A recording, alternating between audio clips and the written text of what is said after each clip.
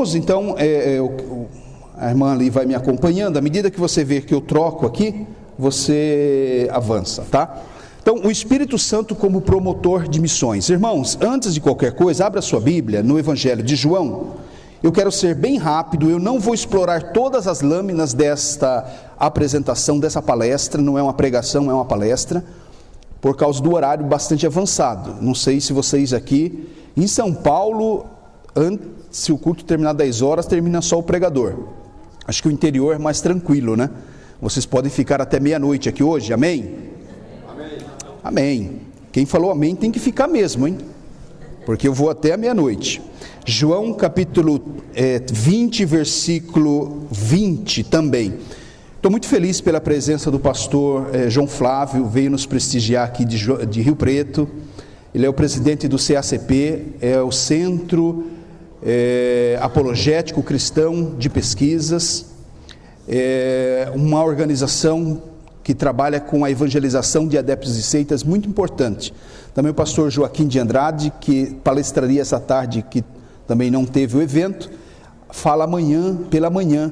O pastor Joaquim é um dos pioneiros da apologética no Brasil. Estou muito feliz de ter conseguido trazê-lo aqui, junto ao pastor Everaldo, aqui a primeira igreja batista. É uma alegria estar aqui entre tantos amigos.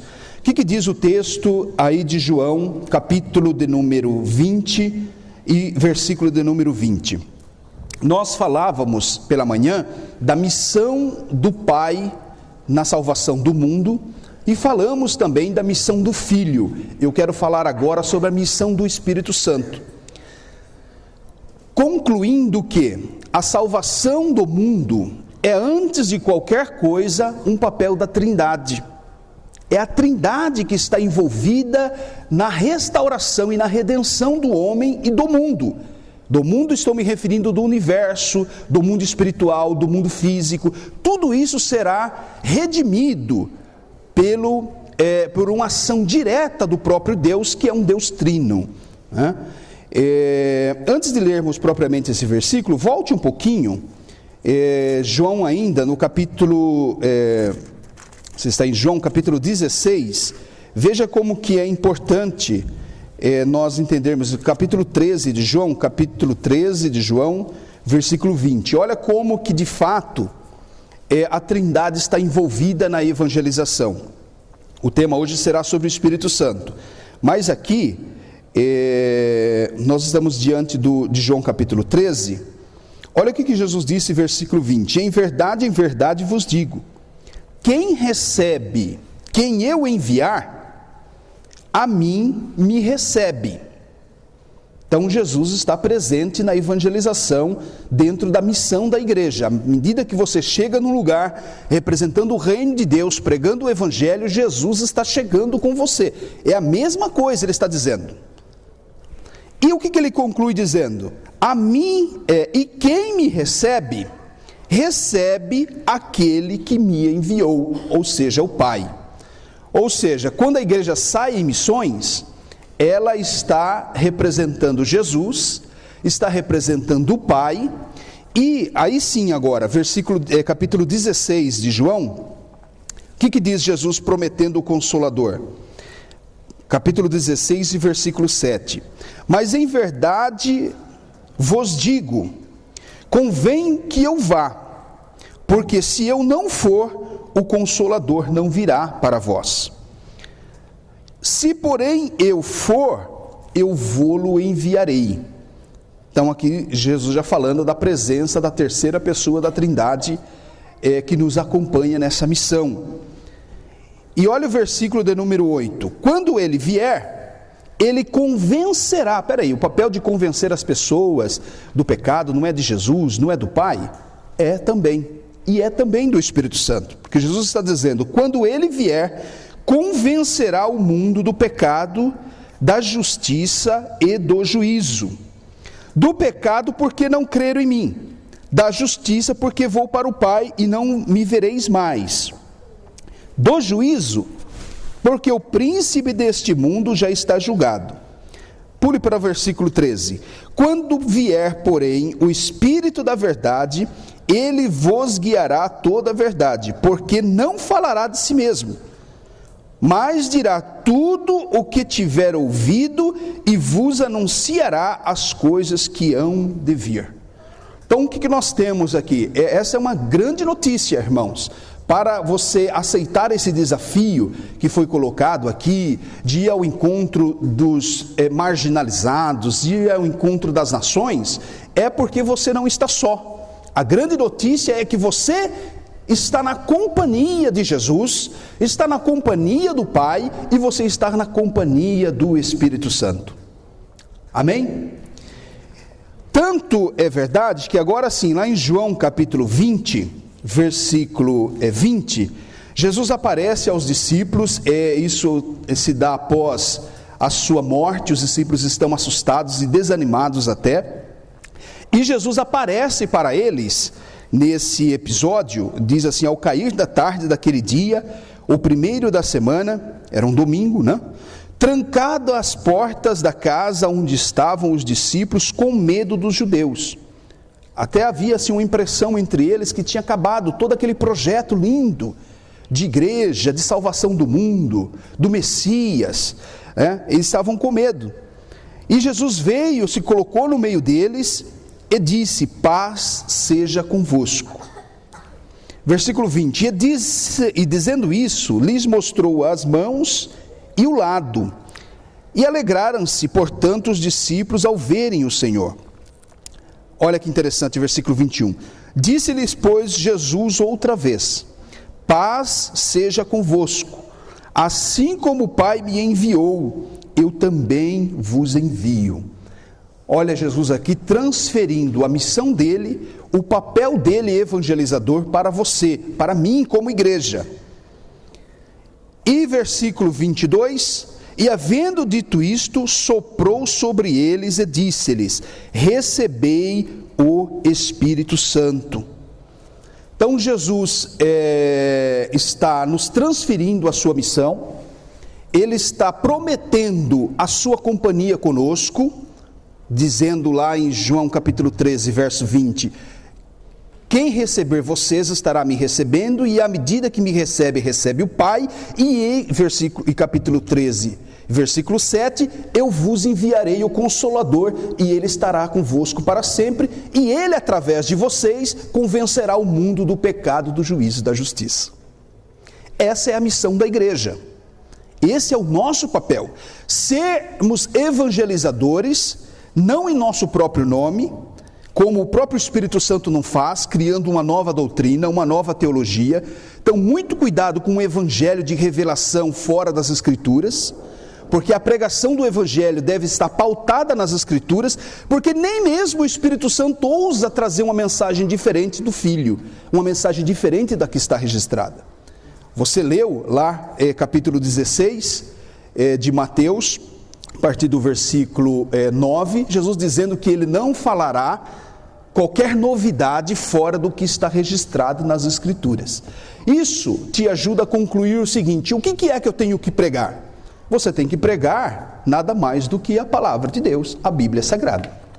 E aí está o papel também da apologética, né? A importância doutrinária é fundamental na pregação do Evangelho. Então você não sai pregando qualquer notícia, qualquer informação, o que te vem à cabeça. Você prega o que Jesus já pregou, o que Jesus já te ensinou.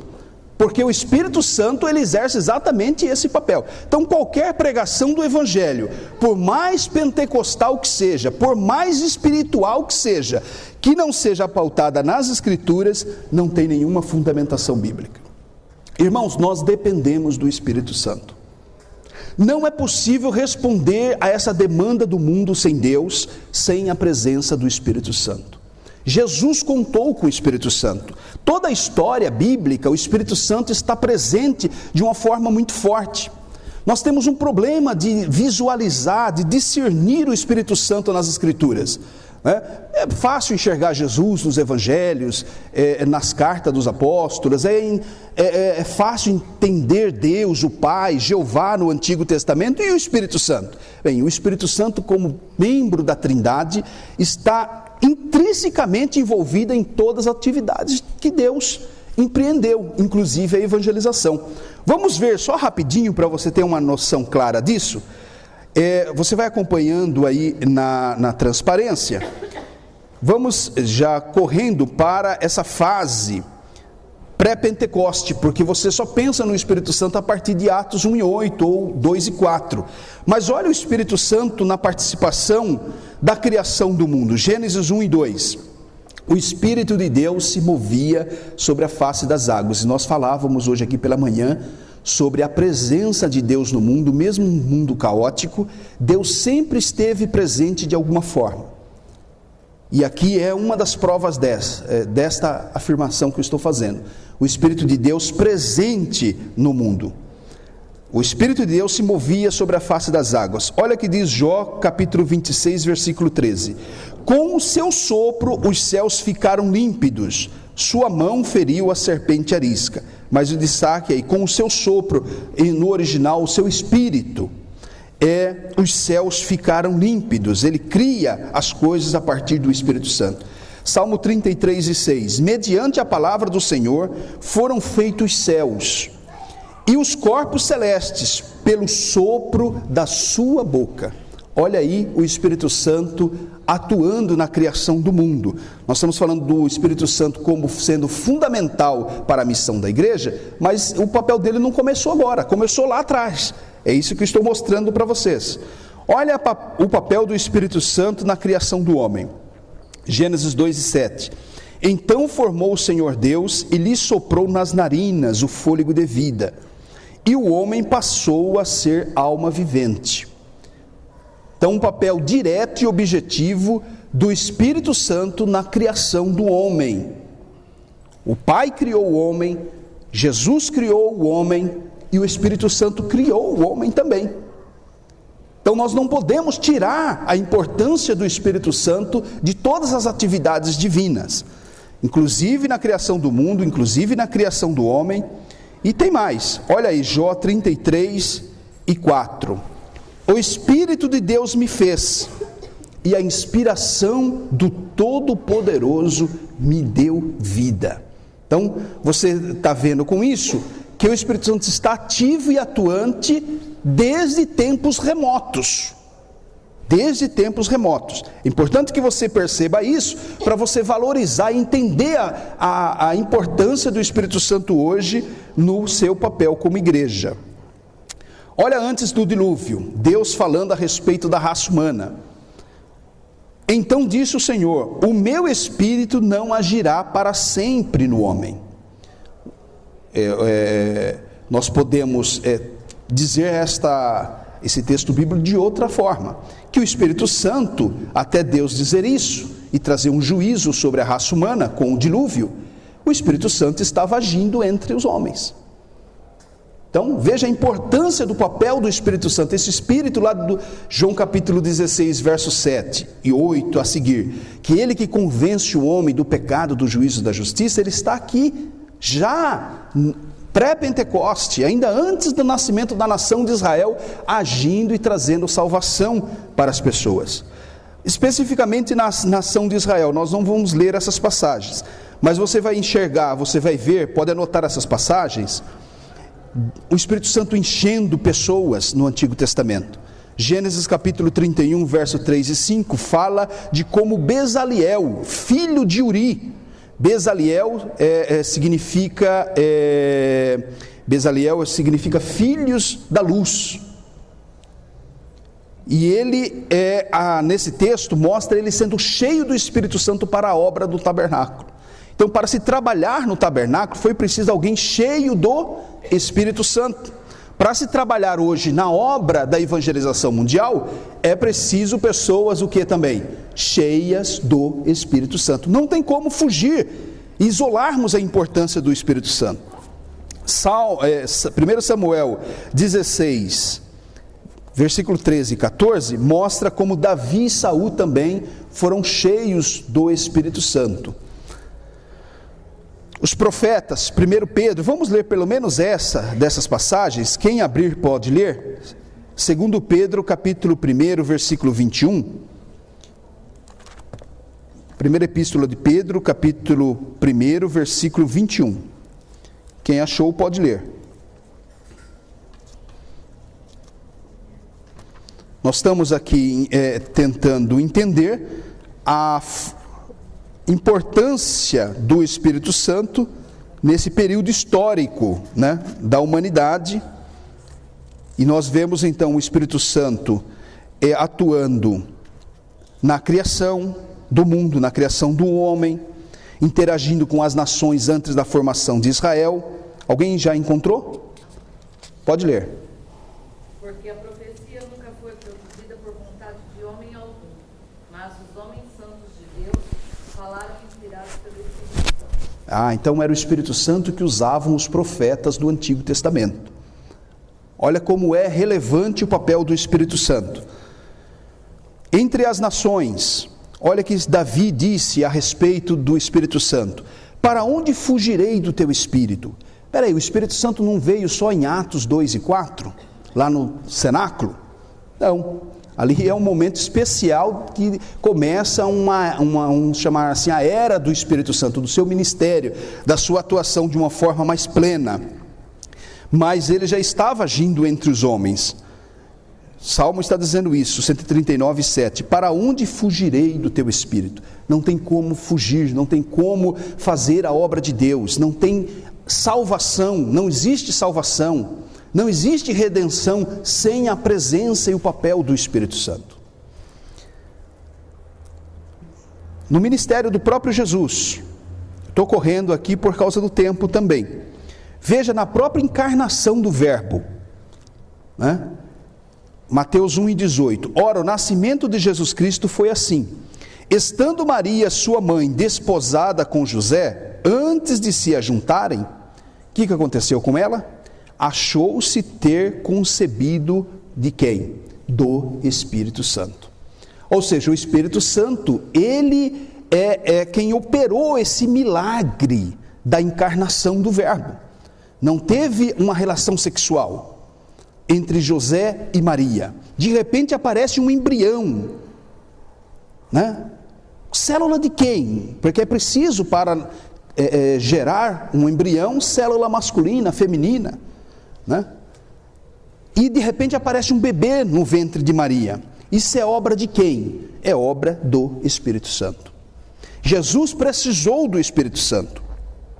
Olha no batismo e na tentação. E sendo batizado, viu o Espírito de Deus descendo como pomba e vindo sobre ele. Jesus não se deu ao luxo, uma vez encarnado, humanizado, ele não se deu ao luxo de ter uma vida distante do Espírito Santo, ignorando o Espírito Santo. Após o seu batismo, vê-se então a descida, a presença do Espírito Santo de forma clara, pública, um testemunho público de que Jesus contava com o Espírito Santo para o exercício do seu ministério, da sua função. Jesus mesmo reconhecia isso. Olha Lucas capítulo 4, versículo 1. E Jesus, cheio do Espírito Santo, voltou do Jordão e foi levado pelo Espírito ao deserto. Olha que interessante, durante o batismo, o Espírito Santo sobre Jesus, ele sai do Jordão cheio do Espírito Santo, e ele é levado pelo Espírito Santo para o deserto para ser tentado pelo diabo. Ou seja, em todos os momentos, em todas as fases do ministério de Jesus, o Espírito Santo está de forma plena sobre ele. Olha Lucas ainda capítulo 4, versículo 14. Então, pela virtude do Espírito Santo, voltou Jesus para a Galileia, e a sua fama correu por todas as terras em redor. Então a fama de Jesus, toda a sua popularidade, não se dava por causa dos seus recursos de oratória, não se dava porque ele pertencia a uma grande denominação, ele tinha poder aquisitivo, nada disso. A fama de Jesus corria por todas as terras porque a virtude do Espírito Santo estava sobre ele. A coisa mais linda do mundo é quando uma igreja ganha notoriedade por causa da presença do Espírito Santo nela. Quando você começa a ganhar destaque na escola, destaque entre seus amigos, por causa da presença do Espírito Santo na sua vida. Isso que nós temos que considerar. E ele, versículo 18, ele mesmo reconhecia isso. O Espírito do Senhor é sobre mim, ou seja, ele não estava alheio da atuação do Espírito Santo através dele. E ele reconhece e confessa isso dizendo: o Espírito do Senhor está sobre mim, porque me ungiu para evangelizar os pobres. E aí todo o texto, trazer visão aos cegos, etc. Então você vê o Espírito Santo lá na criação do mundo. Você vê o Espírito Santo antes, da criação do mundo, o Espírito de Deus se movendo sobre a face das águas. Você vê o Espírito Santo criando os céus, criando o homem, interagindo com as nações antes de Israel, agindo durante o período da história de Israel, usando pessoas dentro da nação de Israel. No nascimento de Jesus, o Espírito Santo opera o milagre da encarnação. Durante o seu batismo, o Espírito Santo vem sobre Jesus. O seu ministério é um ministério cheio do Espírito Santo. E a sua ressurreição? Também? Também. Olha o que diz Romanos capítulo 8, versículo 11. E se o Espírito daquele que dentre os mortos ressuscitou a Jesus habita em vós, também vivificará os vossos corpos mortais por meio do seu Espírito que em vós habita. Então Jesus está fazendo um paralelismo entre a sua ressurreição como obra do Espírito Santo e a sua própria ressurreição. Você só vai ressuscitar se você tiver o Espírito Santo. Sabia disso? Você só será ressuscitado para comunhão com Deus, para viver eternamente com Deus.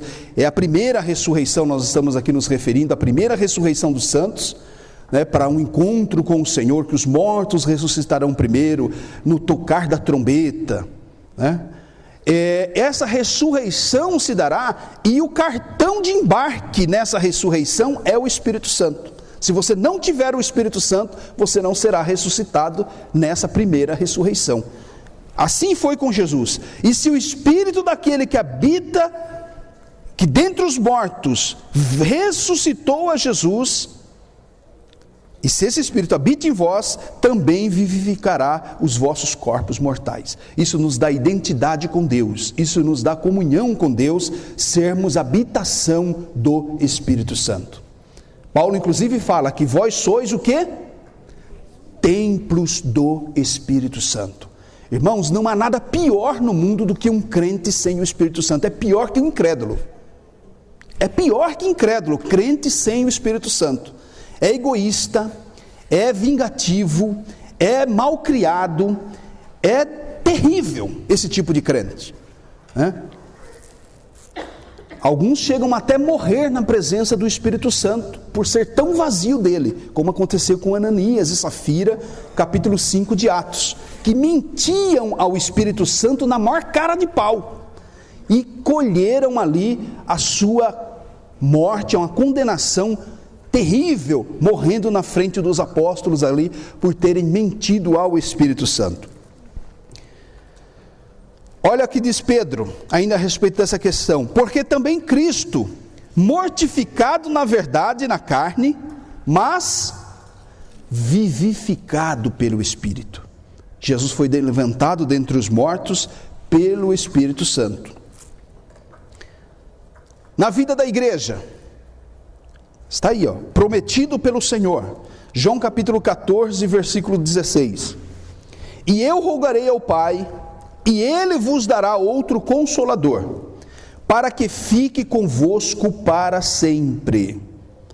Então a questão do Espírito Santo está entre nós, está em nós e entre nós, não é uma questão de sentimento, você não precisa sentir nada. Você não precisa ficar arrepiado, você não precisa ter uma visão, você não precisa de nada desses fenômenos como garantia da presença do Espírito Santo entre nós e em você. se você nasceu de novo, você foi selado pelo novo nascimento, o Espírito Santo habita em você, né?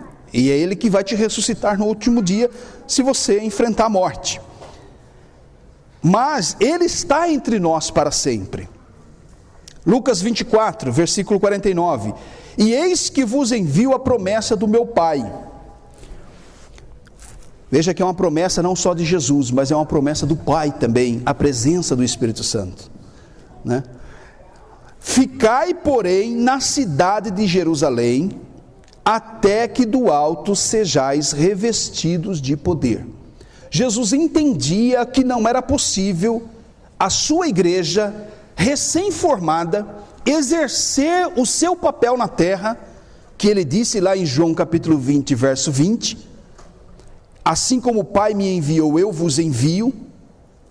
Então, dar continuidade à missão de Jesus, Jesus entende que não é possível sem a presença do Espírito Santo.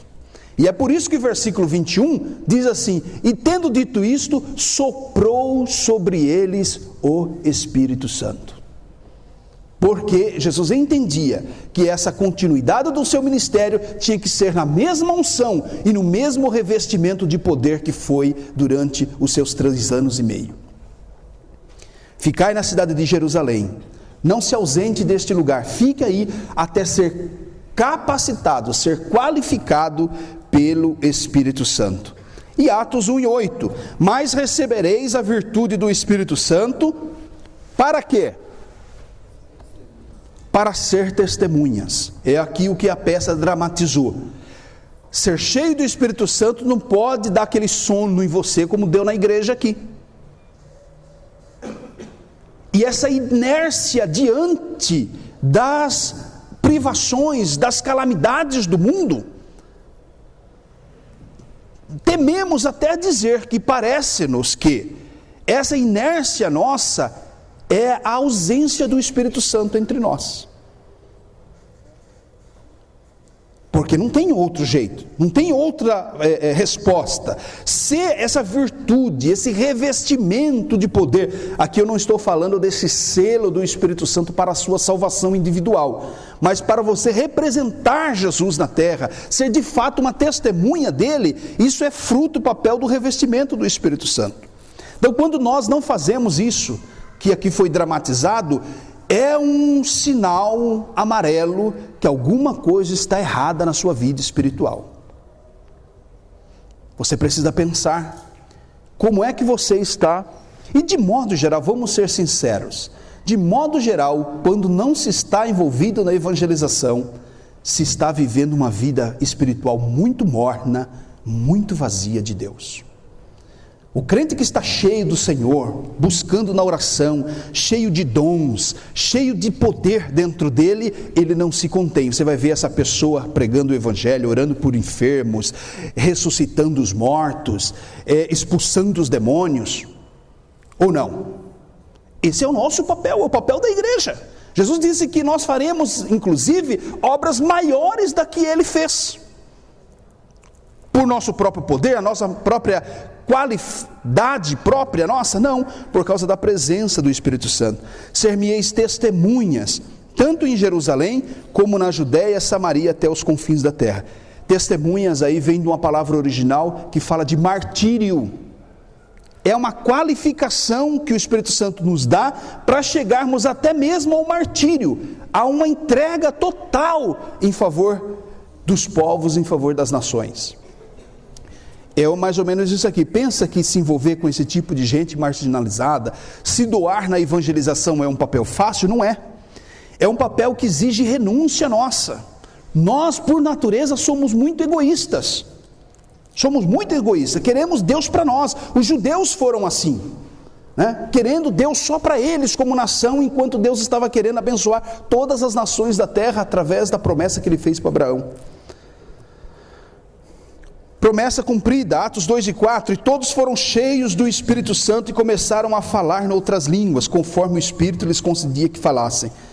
Um fenômeno de glossolalia, o Espírito Santo deu capacidade sobrenatural para os discípulos naquele momento, falar em outros idiomas humanos ali, e o evangelho ser ouvido pelas nações que estavam ali. Flávio Josefo fala que a festa de Pentecostes era a festa mais importante na nação de Israel. Atraía gente, era um momento de peregrinação de judeus que estavam espalhados em várias nações do mundo, e gentios também aglomeravam-se em Jerusalém para ver todo aquele festival da nação de Israel. E nesse momento o Espírito Santo chega trazendo um milagre, um sobrenatural, vento veemente, um som impetuoso, um estrondo, línguas repartidas como de fogo, chegando mesmo assim para arrebentar, né? A chegada triunfal do Espírito Santo, capacitando a igreja para a pregação do Evangelho. Eu destaco que nesse momento é importante nós pensarmos isto. Há uma diferença entre ser cheio do Espírito Santo e o Espírito Santo ser derramado sobre as pessoas. Então você tem o Espírito Santo como selo da promessa, como penhor da sua salvação, garantia da sua salvação, mas há um momento em que o Espírito Santo é derramado sobre a congregação de forma extraordinária. Nós não vamos ler todas as passagens, mas há 5 momentos em Atos que o Espírito Santo é derramado de uma forma triunfal, como foi em Atos 2 e 4. E todas essas passagens que mostram derramamento, não alguém sendo batizado com o Espírito Santo em Atos. Estou falando de um grande derramamento de poder, de um sobrenatural do Espírito Santo coletivamente, em massa, tinha relação direta com a evangelização. Tinha relação direta com a conquista de almas. E o resultado também daquilo era aquele grupo de pessoas saindo falando ousadamente a palavra de Deus entre as nações. Nós vamos passar então essas cinco manifestações, né, derramamentos do Espírito Santo. Vamos lá para algumas características importantes. Acho que é isso. A missão do Espírito Santo, a autoridade do Espírito Santo. Por que nós precisamos do Espírito Santo, você pergunta? Você precisa do Espírito Santo porque ele é o poder de Deus. Você precisa de um revestimento de poder para lutar contra um inimigo que é sobrenatural. A luta da igreja na evangelização não é contra a carne, não é contra o sangue, não é contra governos, sistemas políticos aí, no norte da África, ou outras nações como Coreia do Norte. Não é uma luta direta com esse sistema humano que está implantado. Diz Efésios 6 e 12, que a nossa atividade como igreja está diretamente relacionada a uma batalha espiritual terrível. Então, quando você sai para a evangelização, você sai, na verdade, desafiando potestades, desafiando espíritos imundos, demônios que estão agindo na vida dessas pessoas, deixando-as cegas para o Evangelho, incrédulas para a pregação do Evangelho. Jesus falou do príncipe deste mundo que está atuando, e ele é valente. Jesus diz que precisa alguém mais valente do que ele para manietá-lo, para amarrá-lo, para acabar com as suas obras. E Jesus mesmo, com a sua morte, a sua ressurreição, a palavra de Deus nos afirma que ele desfez as obras do diabo, mas ele continua solto ainda, causando estrago. Então você precisa do poder de Deus, você precisa de um poder sobrenatural, do grego, dunamis, que é um poder que não é um poder humano, temporal, mas é um poder sobrenatural, para enfrentar um inimigo sobrenatural. Essa é a primeira grande verdade e importância que você tem que entender sobre a importância do Espírito Santo.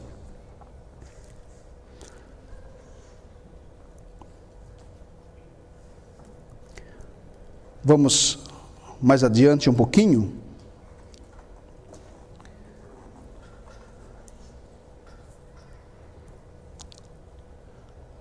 Sobre o ministério do Espírito Santo. Veja como uma igreja cheia do Espírito Santo, ela pode dar frutos, né?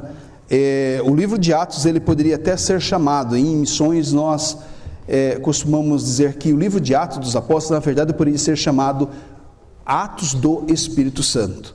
dada a forte ênfase que há na atuação do Espírito Santo no livro de Atos. Olha, você vê a igreja começando com os 12 discípulos, logo no início a igreja passa para 120 discípulos, Atos 1:15, depois para 3.000 discípulos, Atos 2:41, depois mais 5.000 convertidos, Atos 4:4, na atuação dos discípulos pregando ousadamente. Todos esses textos nós gostaríamos de ler aqui para entender melhor. Quem quiser depois anotar meu e-mail, como de manhã eu fiz, também muita passagem bíblica ficou fora da leitura, você pode anotar editor@revistapovos.com.br, eu envio para você essas transparências aqui para que você, esse PowerPoint, para você poder ler essas passagens. A atuação do Espírito Santo em Atos 4:32, nós estamos falando de missões, nós estamos falando de sustento da obra missionária, de envio de missionários. E para tudo isso precisa de recurso financeiro. Nós estamos falando aqui da igreja, como ela arrecada recursos e no que ela usa. A igreja de Atos usava os seus recursos financeiros, não era para mega templos, para catedrais, para esse conforto que nos deixa ociosos, era para a evangelização. E colocavam tudo aos pés dos apóstolos, porque sabia que aquilo trazia um resultado direto de crescimento da obra de Deus.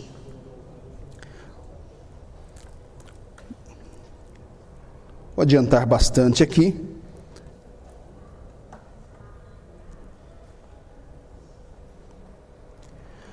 As estratégias do Espírito Santo.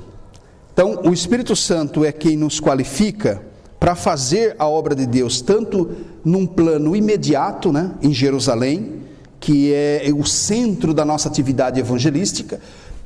Hoje de manhã nós falamos um pouquinho isso, de árvores que cruzam fronteiras, né?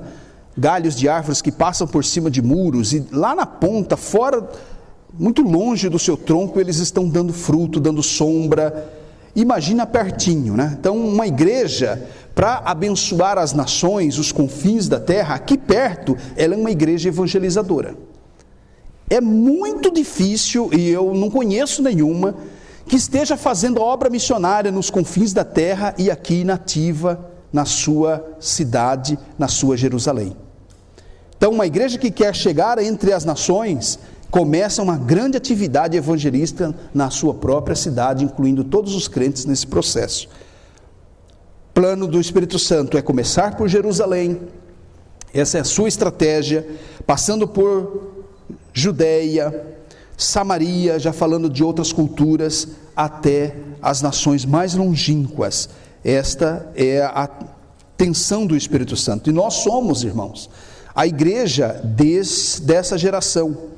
Nenhuma, olha, só dentro da nação brasileira nós temos grandes desafios. Falando em confins da terra, como chegarmos nos confins da terra, nós precisamos do Espírito Santo de fato. Porque só dentro do Brasil, você vai ver aí, nós temos pelo menos grandes 5 desafios da evangelização interno, dentro do território brasileiro, que são os sertanejos. São mais de 23 milhões de brasileiros vivendo no semiárido. E uma das edições da revista Povos foi uma edição especial sobre o sertão, a nossa janela 1040. Então nós precisamos de missionários, precisamos estar atuantes sobre a unção, o revestimento do Espírito Santo para alcançar o sertão. Olha, os ciganos, são mais de 4 milhões de ciganos no Brasil. Estamos falando de desafios internos, nacionais. Os ribeirinhos, quase 1 milhão de brasileiros que vivem em igarapés, entradas de rios, do mar, no litoral brasileiro, esses 8 mil de litoral brasileiro, que precisam da nossa participação como igreja, da nossa evangelização. Fora esses desafios aqui urbanos que vocês viram na peça, drogados, prostitutas, moradores de rua. O pastor Joaquim está aqui e teria falado hoje à tarde sobre adeptos de seitas. Os sectários são nossos vizinhos. Grande desafio.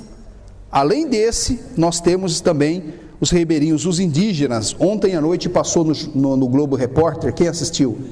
Sobre tribos indígenas brasileiras, e passou ali uma conferência religiosa, né? Um encontro espiritual do pajé para apaziguar os espíritos. Você fica assistindo tudo aquilo, você fica pensando assim, poxa vida, se o evangelho chegasse entre eles, como eles seriam esclarecidos, né, da verdade de Deus, libertação. Porque, irmãos, eu conheço vários missionários que estão entre tribos indígenas e não há nada de lindo. Você vê que a maquiagem da reportagem tenta mostrar assim uma pureza daqueles povos das florestas, né? Chamados povos das florestas, como sendo inocentes, sendo puros, vivendo, se nós não incomodássemos eles, não atrapalhássemos eles seriam felizes ali no meio do mato. É mentira. Os índios são aterrorizados por demônios, vivem uma vida de medo dos espíritos. Tudo na floresta é um espírito. Para a chuva precisa apaziguar um espírito, para que o rio dê peixe precisa apaziguar os espíritos. E o evangelho traz luz entre as nações. Conhecer Jesus traz libertação de tudo isso.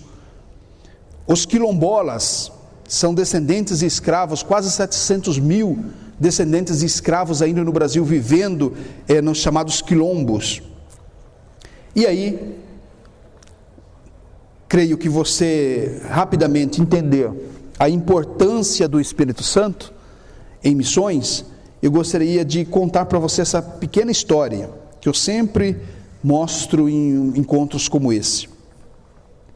Olha, a galinha, imagino que esse porco e essa galinha, eles eram de uma família evangélica, né?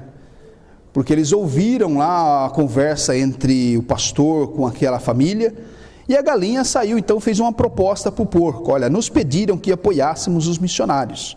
Imaginei que poderíamos dar bacon e ovos. Não te parece uma boa ideia?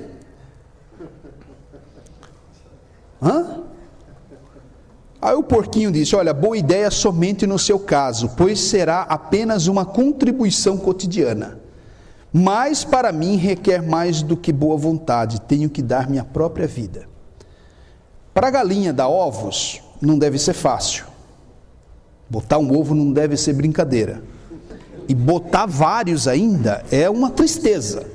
Mas é da natureza dela, é a rotina dela botar ovos. Agora, o porco não, né? O bacon que você gosta de pôr no feijão, feijão não. Depois você corta e edita isso aí, rapaz. Na feijoada, né? Num x-bacon. Para o bacon ser fornecido, ele precisa cortar na carne. Ele precisa morrer, dar a sua vida. E eu digo para você o seguinte: o papel da igreja é um papel do porco aqui. É cortando na carne mesmo. A igreja que fica só dando ovos, esse basicão, só no basicão. Nós temos uma igreja, ninguém proibiu ninguém de entrar para pregar o evangelho. A porta sempre está aberta, ninguém vai lá para pregar. Então a gente fica transformando os lugares de culto, os templos, em ponto de salvação de almas, e não é. Eu não tenho preocupação nenhuma que ninguém aceite Jesus num culto à noite de domingo. Para mim não muda nada. Agora a igreja tem que encher. Mas como a igreja vai encher se ninguém vem à igreja? Porque nós vamos até eles. Nós vamos ao encontro das nações. E esse é o processo de dar mais do que ovos, é cortar na carne. E para isso, aí eu lembro para vocês de Atos 1:8.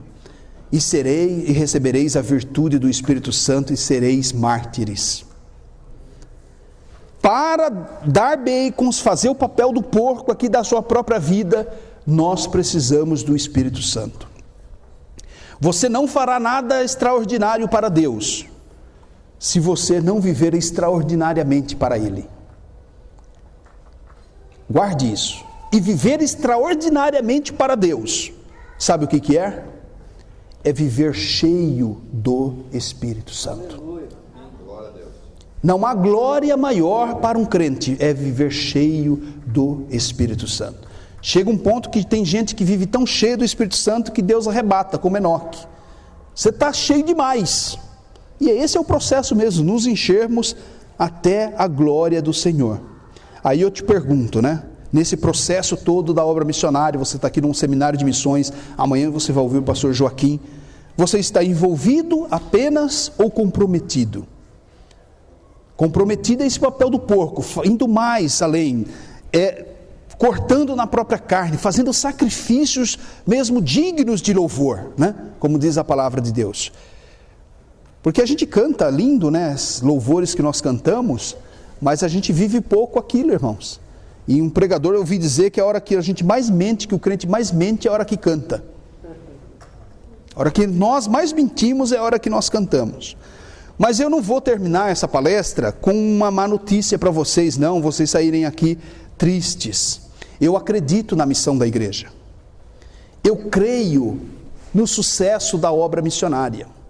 Eu não sou um daqueles que está metralhando a igreja no Brasil e no mundo, que a igreja está derrotada, que a igreja está falida. E se vai para congressos em hotéis chiques, é curioso isso, se vai para hotéis chiques pagando diárias altas, meia dúzia de obreiros, como eu fui agora num recente, para ouvir pregadores dizer que a igreja está falida, que a igreja está derrotada. Não está derrotada. Há problemas na igreja, como sempre houve entre os discípulos de Jesus. Houve um traidor, outro negou, outro deixou o diabo usar, o restante fugiu na hora H. Mas cheios do Espírito Santo, aqueles discípulos temerosos, cheios de medo, acovardados, foram gigantes na obra de Deus. Então eu acredito numa igreja cheia do Espírito Santo, e ela existe, irmãos. Eu trouxe esse texto de Apocalipse 7:9, que é uma visão da eternidade. Deus permitiu que João olhasse para o futuro profeticamente, né? E olhasse para o futuro e visse o final das coisas. Como vai ser? Como vai se encerrar esse filme? Ele viu uma avant-première dessa obra de Deus gloriosa de salvação, e ele viu o céu cheio de pessoas de todas as línguas, de todas as tribos, de todas as nações da terra, pessoas marginalizadas que foram salvas pelo Cordeiro, pessoas que viveram nos guetos, nas periferias, estavam todas lá diante do Cordeiro com palmas nas suas mãos. Sabe por quê, irmãos? Porque o Espírito Santo é que conduz a igreja. Jesus disse: eu vos darei o Consolador, e ele ficará convosco para sempre. E quem está conduzindo a igreja é o Espírito Santo. O Espírito Santo não será envergonhado, ele não será derrotado. Desacreditar a igreja de Jesus é desacreditar a obra do Espírito Santo. E eu creio o contrário, eu creio que Deus está fazendo uma obra extraordinária. Aqui em José Bonifácio, pessoas estão sendo salvas. Olha como é verdade o que eu estou dizendo para você. Falei hoje de manhã. 70% dos crentes não evangelizam, segundo pesquisas. De cada 100 crentes, 100 não evangelizam, não fazem nada, não distribuem folhetos. E 84 nunca ganharam uma alma para Jesus. Olha que nível de desobediência que nós estamos. Mas o Brasil é a segunda nação no mundo em crescimento da igreja. 6.000 conversões por dia. E Deus está fazendo uma obra extraordinária. Eu vou publicar agora como capa da revista Povos, a próxima edição. Sabe qual é a igreja mais missionária do mundo? Qual que é? Não. Se vocês acertarem essa, eu dou uma assinatura gratuita para você, da Povos e da Apologética. Mongólia, irmãos. A igreja da Mongólia é a igreja mais missionária do mundo. Do mundo. Essa igreja, que é a mais missionária do mundo, proporcionalmente ao número de crentes, não existia 20 anos atrás. Em 1989, igrejas do mundo inteiro oravam para Deus levantar a igreja na Mongólia. Tinha apenas 6 crentes conhecidos em toda a Mongólia depois de 70 anos de comunismo. Então, de 1990 até hoje, a igreja da Mongólia, a cada 200 crentes, ela faz um missionário. Olha que extraordinário isso, que fenômeno. O Brasil precisa de 16 mil crentes para se levantar um missionário. Porque você divide 40 milhões por 3 mil, 5 mil missionários, dá essa média de 16 mil crentes. Na Mongólia, a cada 200 crentes ele envia um missionário. Tem missionários da Mongólia no Afeganistão, na Coreia do Norte, no Japão, na Tailândia. Como pode isso? Uma igreja pobre, sem grandes pregadores televangelistas, sem grandes seminários teológicos, não tem uma revista teológica, não tem nada disso. Porque o Espírito Santo está conduzindo a igreja. É porque esta é uma obra do Espírito Santo. Curva a sua cabeça agora. E você tem o Espírito Santo, essa é a grande notícia. Eu estou falando com um auditório que é morada do Espírito Santo. Eu não estou falando aqui para uma plateia alienada dessa verdade que eu estou pregando. Ele está entre nós, Jesus disse que Ele está, você não está sentindo nada, mas Ele está aqui essa noite. E Ele está em você, Ele mora dentro de você. É Ele que te fica incomodando, é Ele que te fica despertando para orar de madrugada, é Ele que te faz crer em Deus nos momentos difíceis. Ele está dentro de você. Agora, o que nós estamos orando é por um revestimento de poder, esse transbordar do Espírito Santo, esse derramar do Espírito Santo, que nos faz não apenas nos sentir bem, membros da família de Deus, mas que nos põe em pé e nos leva ao encontro das nações, testemunhas até os confins da terra. Meu Pai, nós oramos nesta noite, e eu acredito neste irmão que está aqui. Eu tenho plena confiança nesta irmã. Eles fazem parte da família. Eles fazem parte do teu corpo, Jesus. E é deles que o Senhor está apostando todas as fichas, que o Senhor conta para a evangelização. Há ainda desafios gigantescos aqui em José Bonifácio e região. Há muita gente para ser salva, Senhor. Coloca essa igreja em pé, coloca os pastores em pé.